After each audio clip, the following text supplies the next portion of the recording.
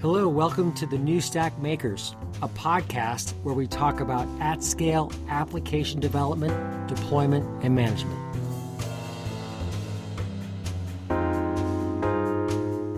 Hey, we'd like to thank Cloud Foundry for sponsoring our podcast from the Cloud Foundry Summit in Santa Clara, California. It's been a great conference. We've learned a lot about the new open service broker API developments, Kubo, and just generally how enterprise customers are using Cloud Foundry these days. Check out Cloud Foundry at cloudfoundry.org and check out the podcast. We have several coming up.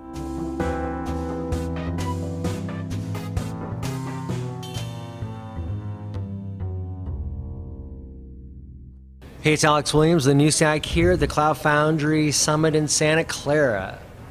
We are in the middle of the keynote, so it's nice and quiet out here at the Santa Clara Convention Center.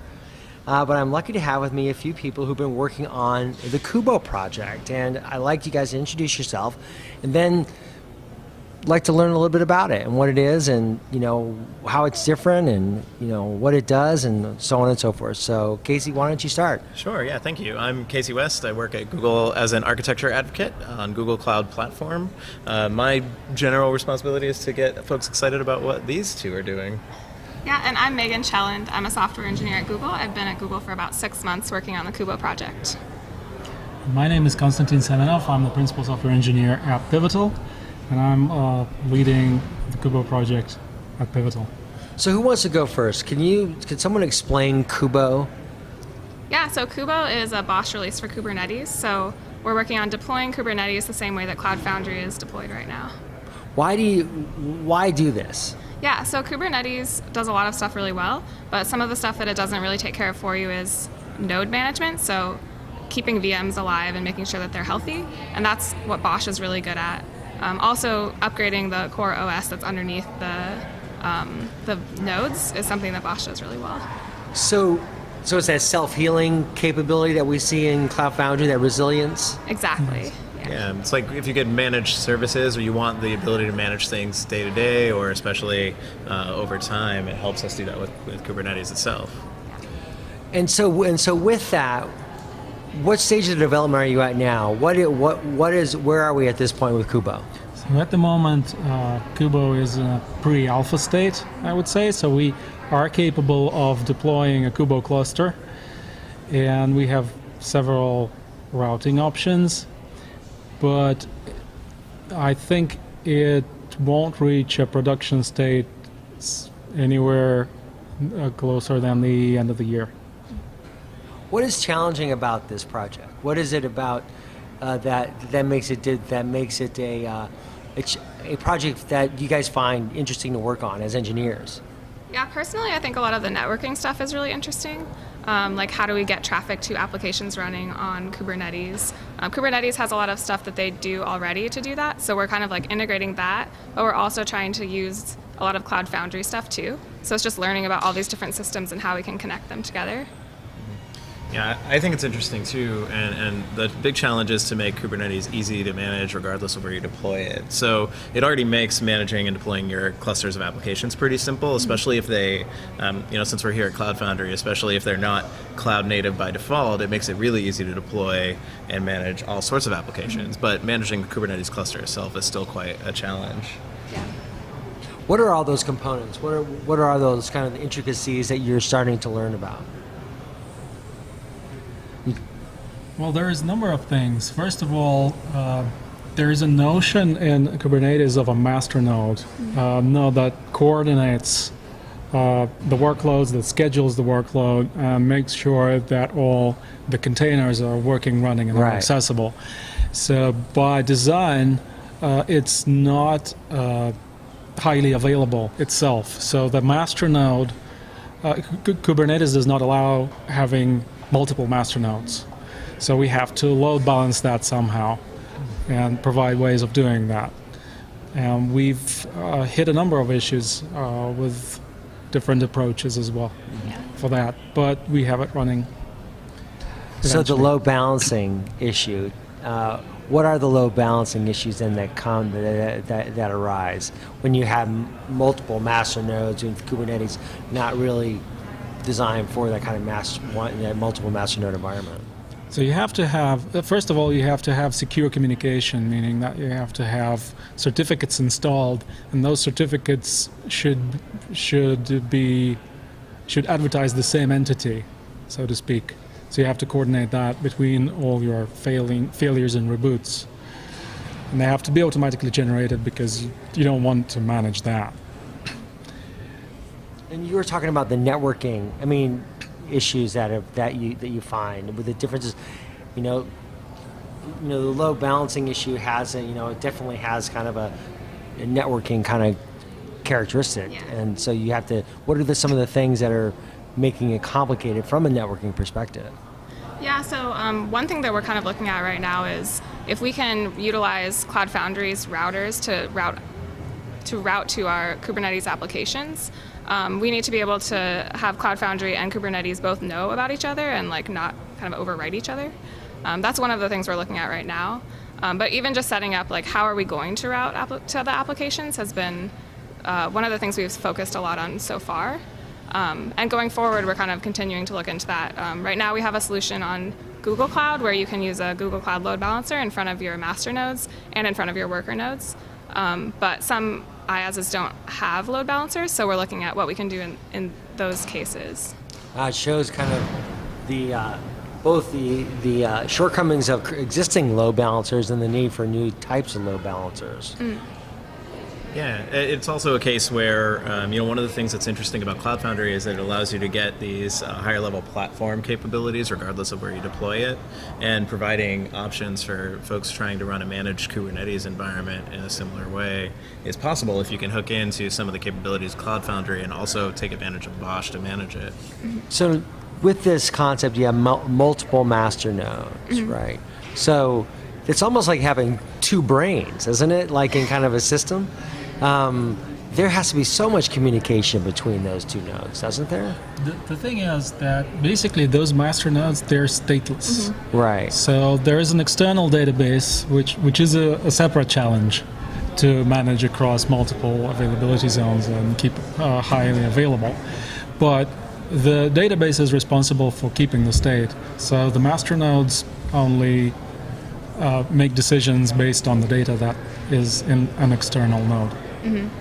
So they'll write data to that database, and then they'll pull from the database to check what state the cluster should be in, and then they'll pull from the cluster to see what state it's in currently, and then do a diff and update the cluster. So why develop Kubo? What is the reason for it? What were the original problems that were arising that made Kubo something that should be pursued? Yeah, so the main problems, I think, from our perspective were the high availability issues, making sure you can have multiple master nodes, and then also making sure that they are self-healed. So you don't have to go in if one of your nodes fails and recreate the node and make it join the cluster again. Bosch can do that for you. And then also scaling, so if you wanted to add additional worker nodes to your cluster, that's not currently supported with Kubernetes. And then also, like I said, updating the operating system or updating the version of Kubernetes that you're running. So what exactly is not supported in Kubernetes? You said the multiple. They have an instructional guide about how you can have high availability clusters, but we're basically working on a solution to that that's kind of outside of that. They don't in themselves support having highly available clusters. So what are some of the use cases that come to mind that this resolves? So a lot of it from the user's perspective is, you get a lot of people using Cloud Foundry and they're trying to build cloud-native applications, but they have a lot of existing technologies, a lot of existing software that isn't ready to go there yet. A lot of organizations are already containerizing their applications and getting them capable of running in an environment like Kubernetes. So it offers a nice path as well to get an application into a managed modern cluster for operational efficiency. And then maybe eventually you can go full cloud native, but you don't even have to invest all the way there if you can get your applications running well on Kubernetes. So that's one major thing. And then integrating it with Cloud Foundry in terms of routing and things like log aggregation is really powerful from a feature perspective, again, regardless of where you deploy Kubernetes. And then, of course, with Bosch, just managing the operational cost, it gets a little more effective. There's another use case is when the engineers and developers, they need to run some sort of available third-party application that is packaged as a Docker container or a set of Docker containers. So they don't necessarily have to write or re-platform that because it's a third-party dependency they're relying on. So they just want to have a way of deploying it quickly and easily. Yeah. There are some infrastructure providers that are providing managed Kubernetes clusters, and that provide some of the characteristics that have been described here already. But if you are running your own data centers, if you're not quite there yet, So you're talking about Tectonic. yeah, and like GKE, GKE. yeah. Right. So you can get these managed environments where even with GKE, the master node is managed for you. You don't even have access to it. It's just handled. So that's a similar way of solving some of these problems. So let's talk about Bosch a little bit, right? And that manages the infrastructure that underpins the containers running Kubernetes. And I'm looking just on your website that it's supposed to be the same experience as any other Bosch deployed system, right? Yes. Tell us about Bosch and what are the things you need to work with Bosch with Kubernetes to make them work. So we have a Bosch release, and then you couple that with a manifest to deploy something using Bosch. And the release contains jobs, which are the Kubernetes, like the actual Kubernetes commands that you run. Like Kubernetes API is in there, kubelet is in there, and Bosch handles running those on the proper VMs. So on the worker VMs, it will spin up the kubelet. On the master VMs, it'll spin up the API and the scheduler and the controller. And that's kind of how we create the cluster using Bosch. Okay. Now Bosch has been the underpinning for Cloud Foundry. What does this integration bring to Cloud Foundry? I can see how it provides some more resilience for Kubernetes. What about Cloud Foundry? Yeah, I think it's kind of like if there are applications that Cloud Foundry can't run, like there are a lot of data services that Kubernetes can run that Cloud Foundry can't. So if you have a dependency on that, then you'd be able to use Kubernetes and run an application in Cloud Foundry that uses those data services running on Kubernetes. So it's kind of like, in some sense, you could use it while you're kind of transitioning over to Cloud Foundry, or if you have things that really need to use those data services, you could continue using them going forward. So Cloud Foundry has a lot of opinions, and that's one of the things that some people say is quite a pro and some people sometimes say is a con. And those opinions represent constraints, and if you can't adhere to those constraints, or for whatever reason the type of software you're writing shouldn't adhere to those constraints, you still need a managed environment that's going to be easy to deploy that software. I think that the Cloud Foundry community, as far as I've ever been involved, generally believes those constraints are good for most types of applications we're writing today, but the truth is it's not universal, so we still need good options for managing software that won't be sort of inherently cloud native or won't inherently adhere to those constraints. Yeah, so for example, you can't bind to multiple ports in Cloud Foundry, things like that, even if there is Docker support in Diego. There are other things like persistence. So what we're working on right now is supporting persistence capabilities of the underlying platform and providing persistent volumes to the Kubernetes applications. This is also an important bit because Cloud Foundry is running 12-factor apps. They're supposed to be stateless. Right.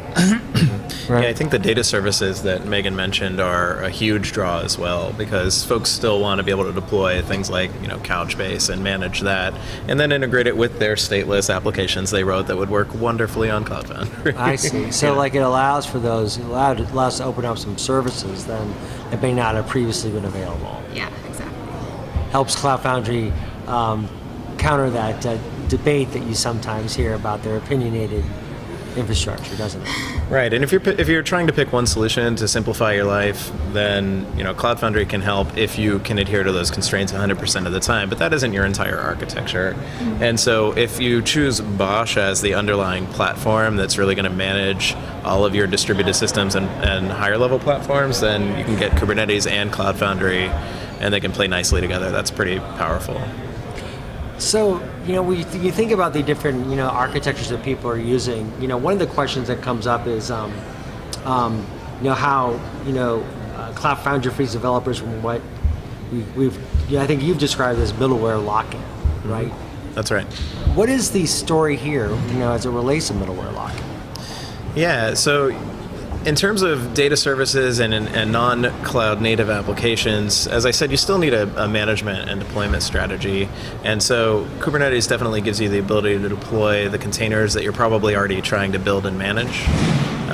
Some of the nice capabilities here that if you do have a container that runs well in Kubernetes, it's going to run well in other container schedulers, so you don't have to worry about that lock-in. When I think about middleware, each application may have a different idea about what the middle is, and so there are a lot of lower-level applications that require service integrations or operating system integrations. There's also the data services, which require more connections to host environments, and their middleware may be distribution and packaging, getting consistent runtime environments, which you can get out of Kubernetes for that layer. So what about Google then? Well, what does it offer? Yeah. So do you mean GKE or? So all the public cloud providers offer middleware tiers in some form or fashion. That's true. Yeah. So I think GKE offers a lot of the same capabilities that we can get out of Kubo. Is there anything that Kubo offers that you don't think GKE offers out of the box? I think like the self-healing VMs is one thing for sure, and also upgrading the OS the nodes are running on, something Bosch can do. Right, so Bosch manages that upgrade path really well, and of course the self-healing and resiliency that's built into most Bosch releases that are done well. Yeah, so you can still get a fairly well-managed Kubernetes cluster, and I think if you're using public cloud, using a well-managed Kubernetes cluster that's provided by the IaaS is totally reasonable, but a lot of organizations aren't. And I think Google's perspective is everyone that can use Kubernetes should try and use Kubernetes. And if we can provide Bosch releases, which make that easier to manage, all the better. Right? Yeah, and it's also a tool that a lot of people, Cloud Foundry has a lot of users too, and it's a tool that they're used to using. So if we can leverage that tool to also create Kubernetes clusters, that's good for us too. Mm-hmm. So then what about other vendors? I mean, this seems, you guys you guys work at Google, you're pivotal, right? But there's there's other cloud service providers out there. Yeah, Bosch handles that really well too. Bosch can deploy to, I think, every cloud pretty much. So that's right. Currently, Kubo supports OpenStack, vSphere, and GCP, and we're planning to roll out AWS fairly soon. hopefully. Yeah, so it made sense to start with the on-prem options, and of course GCP is a good environment to test and deploy when you've got good access to it. Yeah. Yeah. But there's so many different types of cloud deployments, and every infrastructure handles things so much differently.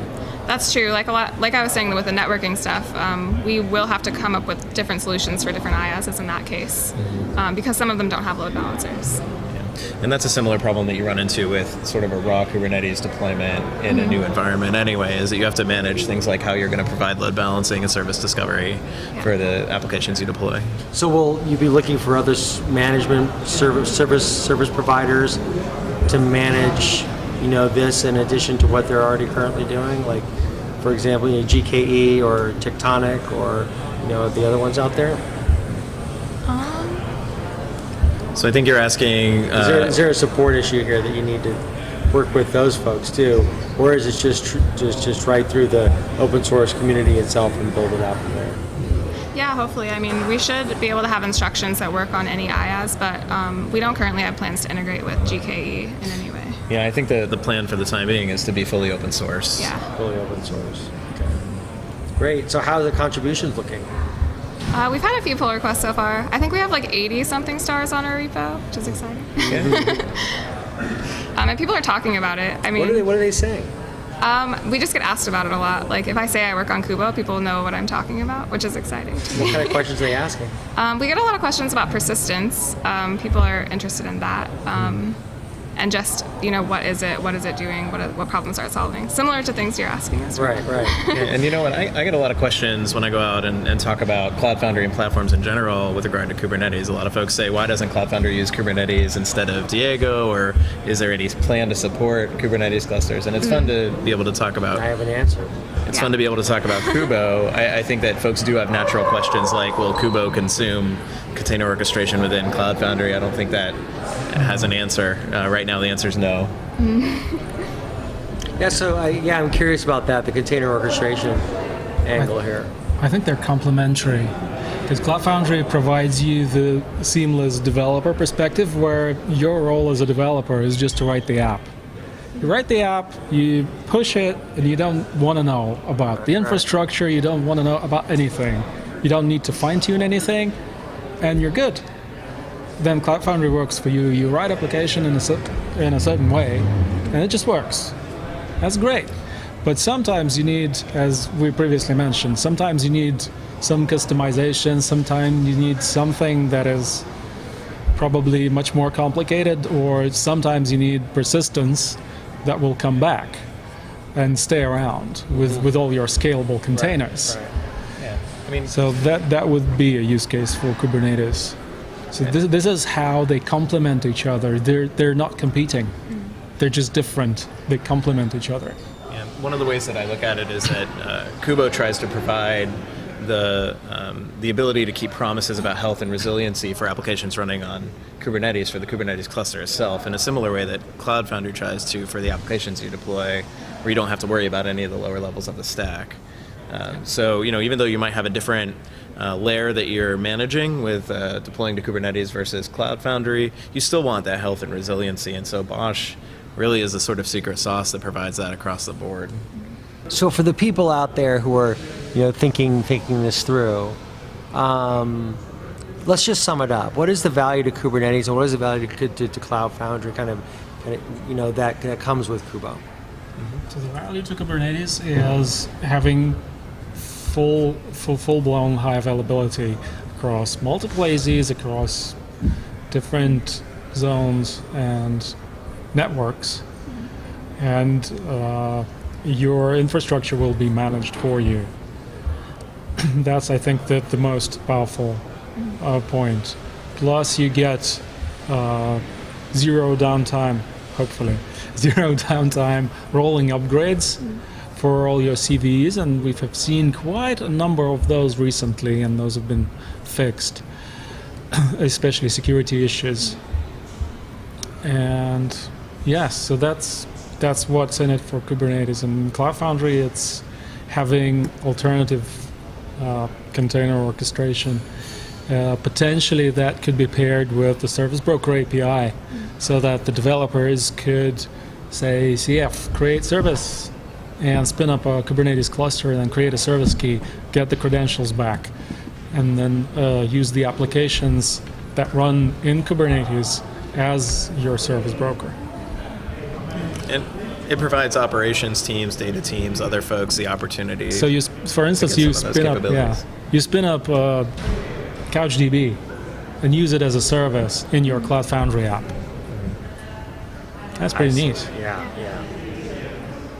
Or whatever you want. There is so much software that is packaged as Docker containers. I think that hits the nail on the head about what Cloud Foundry gets out of this, which is the ability to deploy and manage whatever you want in a trusted environment. Because the Cloud Foundry community really has not had whatever you want available to them yet. So that's pretty exciting. So the ability to deploy whatever you want in a trusted environment. Yeah, something that keeps its promises about that resiliency. Again, like it's the Bosch secret sauce under the hood that's kind of making all that work. That's the promise for Cloud Foundry. That is. Yeah. So tell me about the Open Service Broker API integration. Where are we with that? Yeah, that's a I good think question. this project is still in the making. Yeah. So originally, I believe that's from the Service Broker API. That was it Pivotal? Yeah, It's purely Pivotal. The Open Service Broker API was a good collaboration between Cloud Foundry Foundation and the CNCF, Right. who the Kubernetes community realized that the interfaces for providing service brokers that Cloud Foundry offered were pretty good and pretty consistent and quite capable. So that combination allows, and it's still, I think, in its infancy in terms of adoption, it allows the Kubernetes communities to be able to deploy applications with services that provide the interface of a service broker in the same way that Cloud Foundry does. But in terms of integration between Kubernetes on Kubo and Cloud Foundry running side by side, I'm not sure that there's anything special there. I think at the moment, I had recently a chat with the anchor on the Open Service Broker team. So the challenge at the moment is to remove any Cloud Foundry specific components out of the calls in the API, so that you could have a generic service broker API, and it really doesn't matter whether your service broker is on Kubernetes or Cloud Foundry or some other service. Right. There's just a layer to expose your services in a particular way so that either Kubernetes or Cloud Foundry can consume them, or any other platform that decides to adopt the standard. So you could have a generic service broker API. I think that's what the project right. is about. That's right. Right. Interesting. Well, so where do we go from here? What are some of the next things you're planning? So we're doing a lot of testing around persistence, since that's kind of one of the things we get asked about the most. So we're trying to work out some of the kinks in the provisioning of persistence and also connecting applications to the persistent volumes. We're also working on additional networking support for like vSphere. We're working on that. What else we're doing? We'll be testing like the rolling upgrades pretty soon, making sure they kind of go without a hitch. But I think that was one of the reasons. So we've started with etcd version 2 and decided to not do any rolling upgrades, but just to abruptly upgrade to v3, because etcd does not really support proper rolling upgrades. etcd is the backing store behind Kubernetes. So one of the reasons why we've moved so quickly to upgrade is so that we won't have to deal with a rolling upgrade of a major version of etcd. yeah. So help me clarify that then. etcd does not support rolling upgrades, you say, right? A major version of etcd. A major now. version of it. And what we've had a collaboration with the Google team that is supporting running etcd, I think. And the answer was, well, you just back up the database, shut it down, spin up a new one, and load the backup. So there's no way for a downtime rolling upgrade. Yeah, but when we did the upgrade to Kubernetes 1.6, we also upgraded etcd to v3 since it prefers v3. Okay. So we haven't kind of worked out like rolling updates for the Kubernetes stuff yet. But I would actually like to do something that kind of like automatically does the upgrades for the minor versions at least of Kubernetes in our software. Is that something you would just bake into the build pipelines? Yeah, Nice. we've sort of talked about that, but we haven't really started yet. Just you wouldn't have to. So it just what would that provide then? Currently, we're manually updating the Kubernetes version that we're using, but it'd be cool if it automatically updated for everyone. That'd be nice, wouldn't it? Yeah. So I was remiss in asking the question. Can you tell me just about the technology architecture behind Kubo? Yeah, so it's a Bosch release.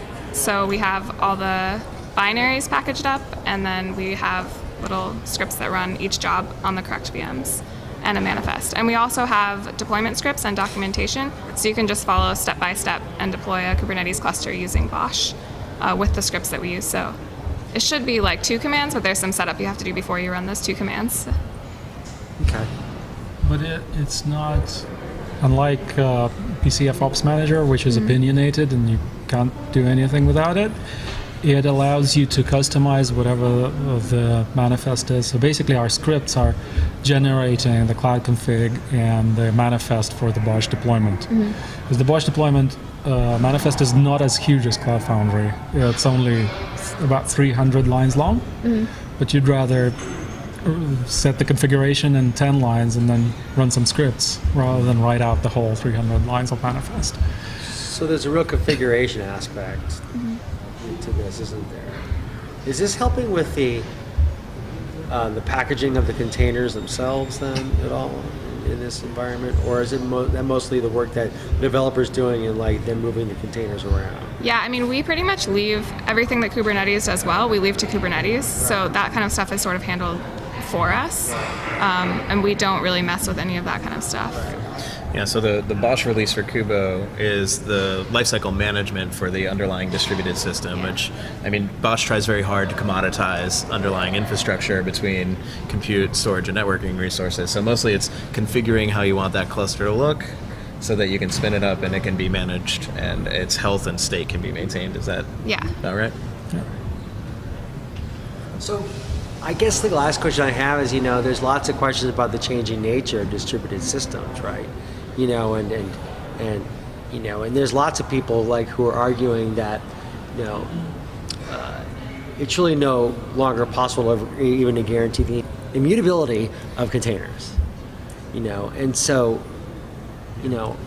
why, the curiosity comes in, which, there's these different types of deployments out there, and these have all these changing characteristics of distributed systems. How do you guys balance that? And that seems to be a major challenge you guys are going to have to face, just in the changing nature of distributed systems themselves. Yeah, that's a big question. I mean, the underlying distributed systems behind Kubo are going to be the design that you choose, and then how that gets married to the infrastructure that provides it.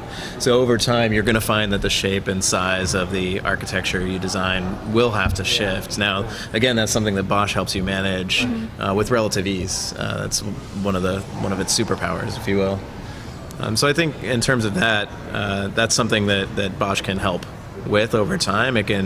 You said it already, it's a configuration layer that allows you to manage that state and keep it healthy in a running environment. But you mentioned something else about the immutability of containers. That is something where there's a major difference between Kubernetes running in a Kubo environment or Cloud Foundry directly. Cloud Foundry has the container build system baked into the platform itself, so you get the repeatability and reliability. You have some idea that the container that you build within Cloud Foundry itself is the thing that you're moving around the environment and running.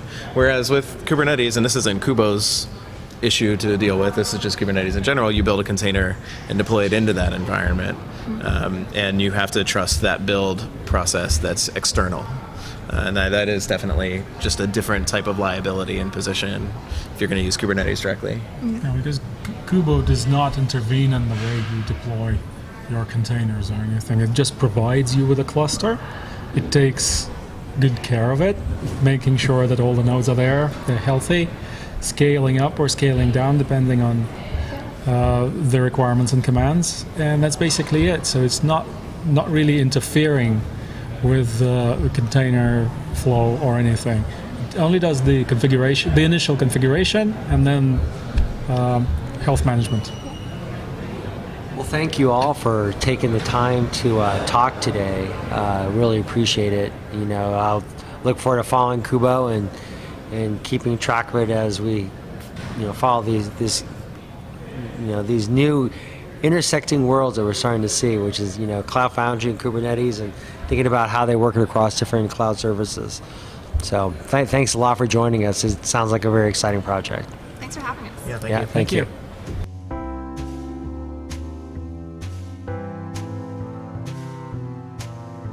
And our thanks to Cloud Foundry for sponsoring our podcast from the Cloud Foundry Summit in Santa Clara, California. Check out Cloud Foundry at cloudfoundry.org, and talk to you again soon. Listen to more episodes of the New Stack Makers at thenewstack.io/podcasts. Please rate and review us on iTunes, like us on YouTube, and follow us on SoundCloud. Thanks for listening, and see you next time.